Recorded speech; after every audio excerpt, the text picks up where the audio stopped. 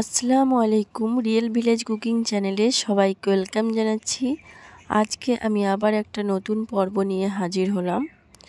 এখন তো রমজান মাস। আমি আজকে শরবত বানিয়ে দেখাবো, মোহাব্বত কা শরবত। এই ইফতারে এইভাবে শরবত বানিয়ে খুবই প্রাণ ঠান্ডা করার মতো একটা রেসিপি। ইফতার স্পেশাল আজকে এই শরবত বানিয়ে দেখাবো। খেতে খুবই টেস্টি আর বানানো তো খুবই সহজ। তাহলে চলুন শুরু করা যাক। আমি এখানে 1 লিটার দুধ নিয়েছি, ভালো করে জাল দিয়ে ঘন করে নিয়েছি। আবারও কিছুক্ষণ আমি ভালোভাবে ফুটিয়ে নেব। ভালোভাবে ফুটিয়ে নিতে হবে। যখন খুব ভালোভাবে ঘন হয়ে আসবে, এই পর্যায়ে আমি দিয়ে দিচ্ছি চিনি।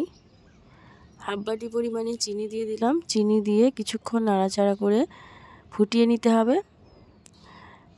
এবার এক সাইডে রেখে দিলাম ঠান্ডা হওয়ার জন্য। এবার এখানে কিছু ফ্রুটস নিয়ে নিচ্ছি।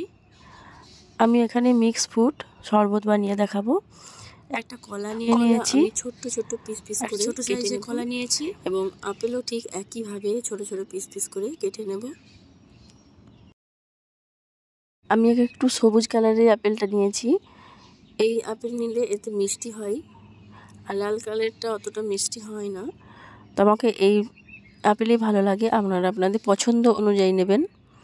আমি আপেলগুলোও ঠিক একইভাবে ছোট ছোট টুকরো টুকরো করে কেটে নিলাম। এবার আমি তরমুজ নিয়ে নিচ্ছি। হাফ তরমুজ নিয়েছি। আপনারা আপনাদের যতটা প্রয়োজন সেই অনুযায়ী নেবেন। আমি তরমুজও ঠিক একইভাবে ছোট ছোট টুকরো টুকরো করে কেটে নেব। আপনারা কিন্তু স্কিপ না করে পুরো ভিডিওটা দেখবেন, খুবই ভালো লাগবে। এইভাবে শরবত বানিয়ে খেলে গরমকালে বা ইফতারে এতটাই মজা লাগে, এতটাই ভালো লাগে, আপনারা বিশ্বাস করতে পারবেন না। ফ্রিজে রেখে ঠান্ডা করে খাবেন, প্রাণ জুড়িয়ে যাবে। তরমুজ দিয়ে কিন্তু অনেক রকমের শরবত বানানো যায়। আপনারা প্রতিটা রেসিপি ফলো করবেন। আর এইভাবে মোহাব্বত কা শরবত তো আলাদাই টেস্ট। আমি এখানে মিক্স ফ্রুট নিয়েছি, ব্যানানা নিয়েছি এবং অ্যাপেল নিয়েছি। আপনারা ওইগুলো স্কিপ করতে পারেন, শুধু তরমুজ দিয়েও বানাতে পারেন, তাতেও কোনো অসুবিধা নেই। আমি এইভাবে ছোট ছোট টুকরো টুকরো করে কেটে নিচ্ছি। এই দেখুন, এইগুলোকে আবার ছোট ছোট স্লাইস করে নেব। এইভাবে করে একটু চাকুর সাহায্যে চালিয়ে নেব। এখানে তরমুজের পরিমাণটা বেশি নিতে হবে, যেহেতু মোহাব্বত কা শরবত তরমুজের পরিমাণটা বেশি থাকবে। এবার একটা পাত্র নিয়ে নিচ্ছি। এর মধ্যে আমি অ্যাপেল এবং ব্যানানা নিয়ে নিয়েছি। এর মধ্যে আমি যে দুধটা গাঢ় করে রেখেছি ঠান্ডা করে, সেটা দিয়ে দিলাম। এবার দিয়ে দেবো রুয়াবজা। রুয়াবজা দিয়ে দেবো এখানে 1.5 টেবিল চামচ। এই চামচের মাপে একই মাপে 1.5 টেবিল চামচ দিয়ে দেবো। আপনারা চাইলে রুয়াবজার পরিমাণটা বাড়িয়ে নিতে পারেন। আপনারা যদি বেশি পছন্দ করেন সেই পরিমাণে বাড়িয়ে নেবেন, কারণ এই শরবতে রুয়াবজার পরিমাণটা একটু দিলে ভালোই লাগে। আবারও আমি হাফ চামচ পরিমাণে দিয়ে দেব।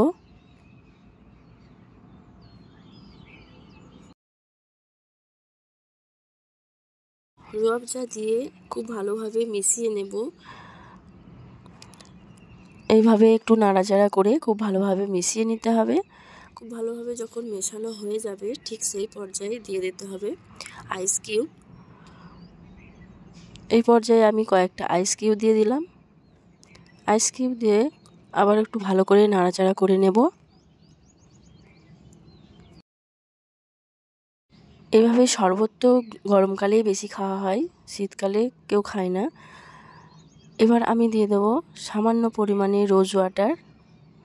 এখানে 1 টেবিল চামচের মতো আমি রোজ ওয়াটার দিয়ে দিলাম। এতে করে ফ্লেভারটা ভালো আসবে। এবার আমি যে বানিয়ে রেখেছি তরমুজ ছোট ছোট করে স্লাইস করে,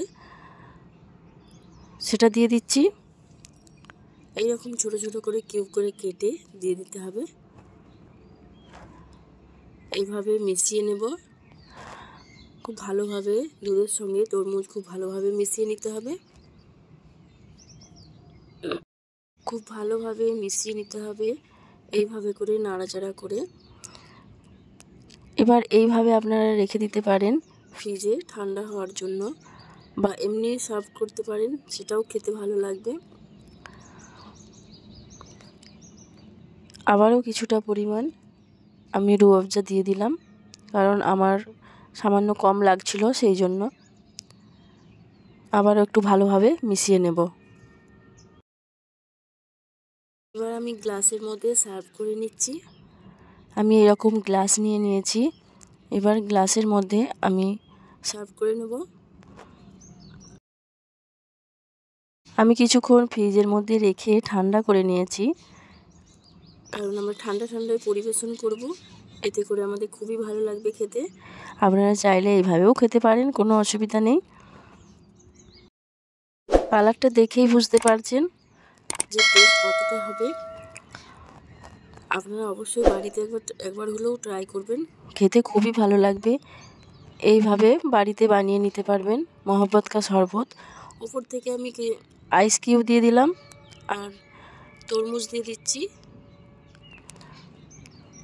কিছুটা পরিমাণ তরমুজ আমি আগেই তুলে রেখেছিলাম, তরমুজ ওপর থেকে দিয়ে দিলাম। জাস্ট এটা একটু ডেকোরেশন করে নিলাম। এই দেখুন, তাহলে রেডি হয়ে গেল মহব্বত কা শরবত। খুবই টেস্টি একটা রেসিপি। এইভাবে আপনারা ঝটপট বাড়িতে বানিয়ে নিতে পারবেন মহব্বত কা শরবত। ইফতারে বা গরমের দিনে খেতে খুবই ভালো লাগবে। তাহলে আমার এই রেসিপি আপনাদের কেমন লাগলো অবশ্যই কমেন্টে জানাবেন। আর আপনারা যদি নতুন হয়ে থাকেন চ্যানেলটা সাবস্ক্রাইব করবেন এবং লাইক দেবেন। বাচ্চারা তো খেতে খুবই পছন্দ করবে। আপনারা যদি বাচ্চাদের দিয়ে থাকেন সেক্ষেত্রে আপনাদের ফ্রিজে রাখার কোনো দরকার নেই, এমনিই বানিয়ে দেবেন, খেতে খুবই ভালো লাগবে। হঠাৎ বাড়িতে কোনো গেস্ট এলে এইভাবে মহব্বত কা শরবত বানিয়ে পেশ করতে পারেন, সেক্ষেত্রে খুবই প্রশংসা পাবেন। তাহলে ঝটপট দেরি না করে আপনারা বাড়িতে একবার ট্রাই করে দেখুন। খুবই সহজ পদ্ধতিতে আপনাদের বানিয়ে দেখালাম।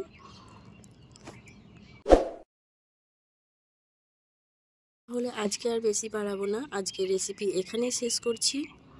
আল্লাহ হাফেজ।